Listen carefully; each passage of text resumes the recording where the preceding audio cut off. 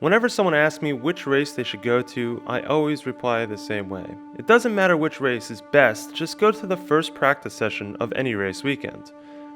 The reason is simple. By the time you get to any race, all the teams have their cars dialed in. The cars look solid. During the early practice sessions, you see the drivers and engineers testing the limits. This is when you see the car move around the most. And that's why when Audi invited us to a private test session at Sebring, we knew we had something special.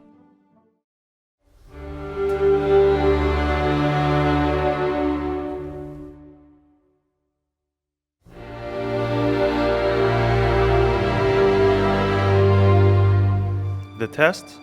The new R18 e-tron Quattro, ahead of its Le Mans debut.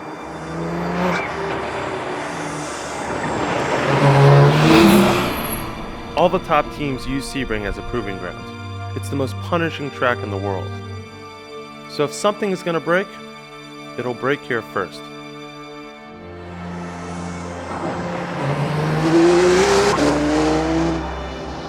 It was awe-inspiring to see the test mule for the new e-tron Quattro, going out lap after lap, each session with new prototype aero bodywork.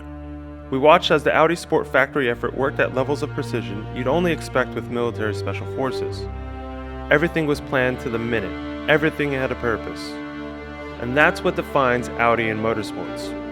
Purpose.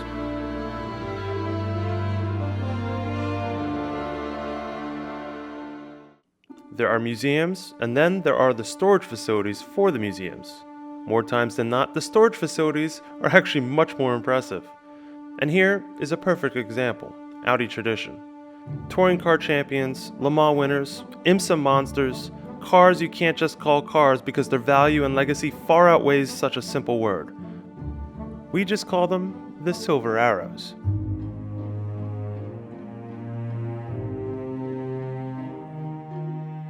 This is the Audi 90 IMSA GTO, and this is the year before they had the Audi 200 in the Trans Am series. And both cars really dominated this what you call it, racing scene or racing? Sports car racing. Yeah.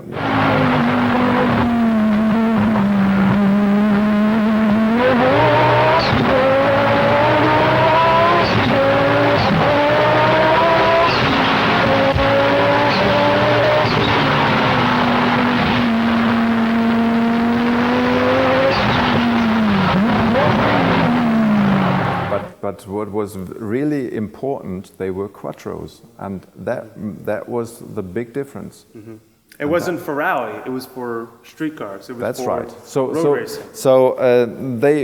You see, Audi withdraw from rallying in 1987, and then they said, "Okay, we will show the world that Quattro is not only something for off-road." But very much just as well for normal roads and track racing. And so they figured that the best thing or the best idea would be to go to America.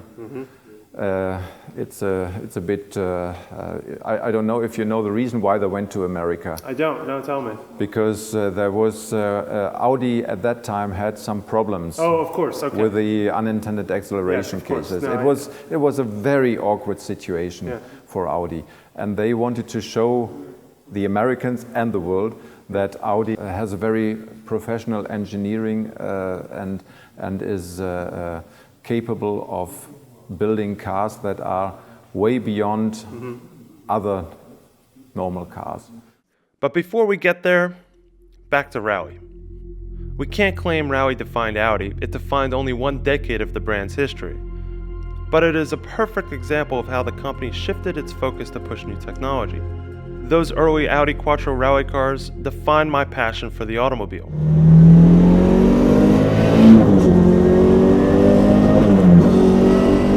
When I finally got my chance to catch a ride in one, I was in such awe I couldn't even think about how terrified I really was.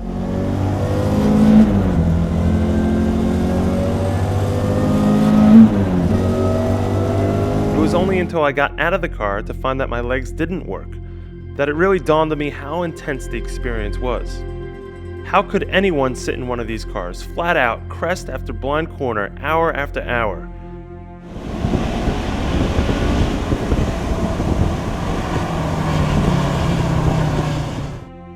It's simple to claim that Quattro eventually trickled down into road cars because it did, and it redefined the automotive industry. It set a precedent for using motorsports to prove road car technology, which is exactly what Audi is doing now with the e-tron and Le Mans. But the Le Mans prototypes of the 2000s did what Quattro did in the 80s. Take for example the R15. A massive leap in aerodynamics. I just love when you guys put the cars away in the garage and they're still covered in Oh dirt. yeah. This is a holy grail. You are not allowed to clean them. And then you look at touring cars, production-based, racing on Sunday, selling on Monday. Yeah, these are the 2-liter Formula cars from the 1990s, and they dominated this Formula And they were up until they said, well, no more Quattro. Yeah. So you can see what the four-wheel drive meant for Audi in racing. And then the finale to it all, the Silver Arrows, defining as much in motorsports as the jet engine in commercial air travel. Much like the Industrial Revolution, they changed our world. And looking at these cars today, the engineering involved, the precision, this is why Germany is defined as the land of the automobile.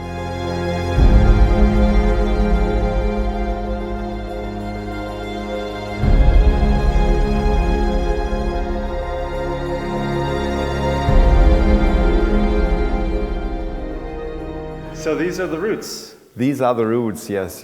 Now, as I explained earlier, when Audi Union was formed in 1932, they needed to find some way to make the word Audi Union known to the public, and what is better than motorsports. So they On a global stage at this point. on a global stage, yes. To enter, you had to take off the steering wheel, otherwise you wouldn't fit in. Yeah.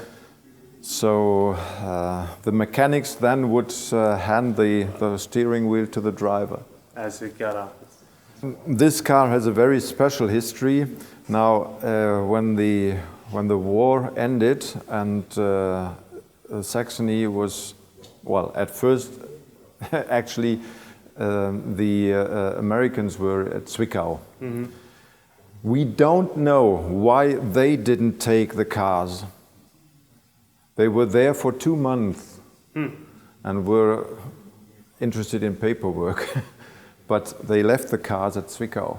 Yeah. And then the Russians came. They knew they were there. They knew they were there. Wow. Then the Russians came, and the first thing they did was take the stuff and take it to Russia. And they spread these. There were some.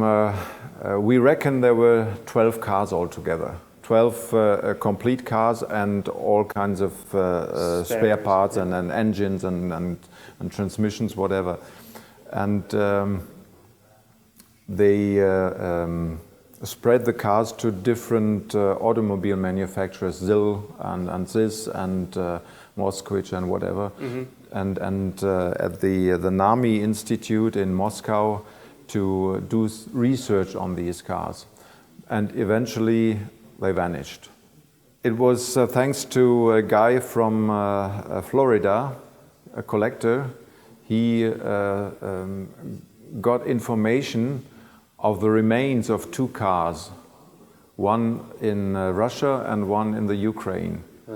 And he started to look for the cars. It took him 10 years to find the cars, or the remains of the cars, and eventually managed to get the parts out of the country to Finland, and from Finland to the United States, and then from the United States to England, where they were restored. Paul Karasik, who spotted the remains, he is of white Russian descendant and spoke Russian fluently, and he knew the Russian soul. You can't just go there and ask people. Well, I know No, you no, have you something. have to be connected in some You way. have to go. Especially in Russia. Yeah, We know especially. in Russia. Russia. Okay. Yeah, and the most fascinating thing is the position of the engine, because you have the mid-engine layout, which was completely new to racing in those days. And well, if you look at modern Formula One races, racing cars, they all have this layout. Same proportions. Exactly. Just didn't have exactly. aerodynamics. That's right. Okay. It was all mechanical grip and Yeah, very yeah. little mechanical grip at that. To summarize it all, back to my original point. Every time Audi went into motorsports, they had a purpose. We can't forget that as a company, they've always had a vision.